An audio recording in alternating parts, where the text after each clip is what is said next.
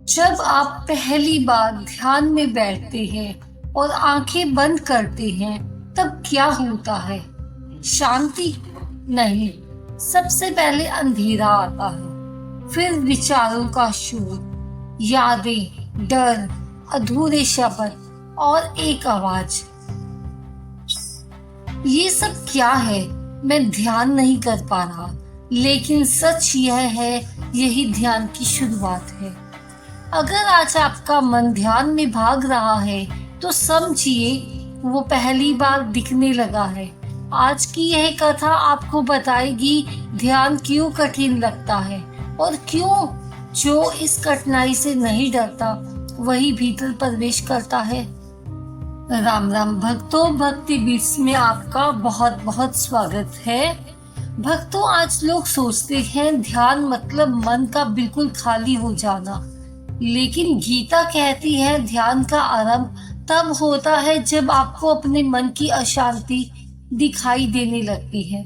जो व्यक्ति कहता है मेरा मन बहुत भटकता है, वही व्यक्ति वास्तव में ध्यान की पहली पीढ़ी पर है।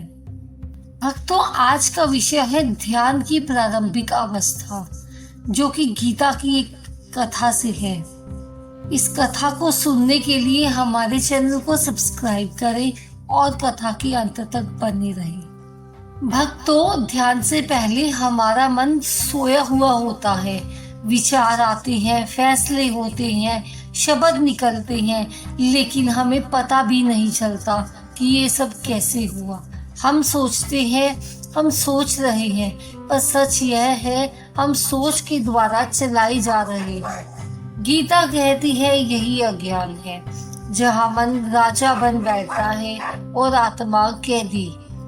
भक्तों, जैसे ही आप ध्यान में बैठते हैं, शरीर बेचैन होने लगता है, पैर सुन्न, पेट भारी, गर्दन में खिंचाव आने लगता है। यह कोई बीमारी नहीं है, यह शरीर की आदत है जो कहती है मुझे मत बदलो। असल में यह शरीर नहीं, अहंकार का डर है जो शरीर के माध्यम से बोल रहा है। कुछ देर बाद शरीर चुप हो जाता है और तब मन बोलता है वह सब कुछ जो आपने कभी दबाया था वह एक साथ बाहर आता है। ध्यान विचारों को पैदा नहीं करता, ध्यान पर्दा हटाता है। यही कारण है बहुत लोग यहीं रुक जाते हैं। भक्तों, यहाँ साधक सोचता है मुझसे ध्यान नहीं होता, मैं गलत हूँ, लेकिन गीता कहती है जो यह देख रहा है कि मन भटक रहा है वही ध्यान कर रहा है। यही से ध्यान संघर्ष बनता है।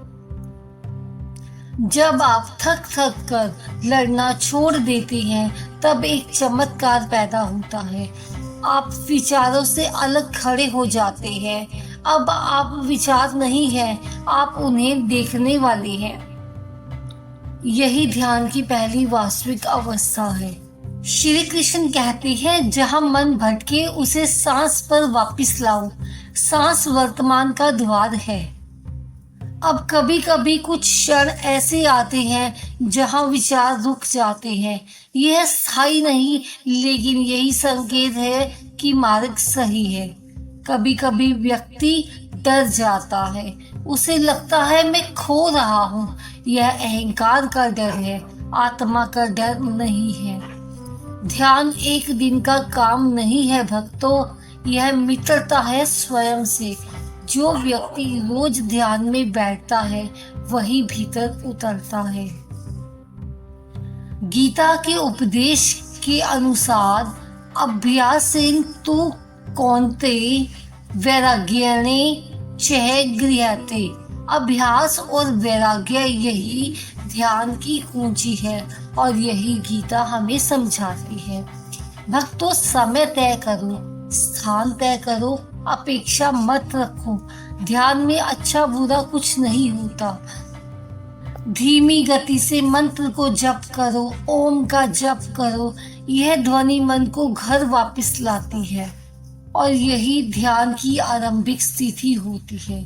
प्रिय दर्शकों, यदि आज ध्यान में आपको संघर्ष दिखा है तो समझिए आप सही दिशा में हैं। ध्यान का अर्थ शांति पाना बिल्कुल भी नहीं है। ध्यान का अर्थ है स्वयं को पहचानना। श्री कृष्ण कहते हैं, जो स्वयं को जान ले वही संसार को जीत लेता है। और यही गीता का मूल मंत्र है, मूल संदेश है। प्रिय भक्तों, अगर यह कथा आपको पसंद आई हो, इसे अपने प्रियजनों तक जरूर पहुंचाएं। कथा को लाइक और शेयर करना ना भूलिए। कमेंट में जय श्री कृष्णा जरूर लिखिए। मिलते हैं एक नई कथा के साथ। धन्यवाद दोस्तों।